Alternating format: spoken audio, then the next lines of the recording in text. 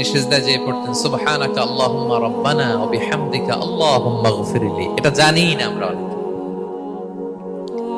সুবহানাকা আল্লাহুম্মা রাব্বানা ওয়া বিহামদিকা আল্লাহুম্মা ইগফিরলি এর অর্থ হচ্ছে, হে আমার রব, আপনার পবিত্রতা ঘোষণা করছি, আপনার প্রশংসা আমরা করছি, আল্লাহ আপনি আমাকে ক্ষমা করে দেন, আল্লাহুম্মা ইগফিরলি। এই দোয়াটা বিষ্ণু ইসলাম পড়তেন।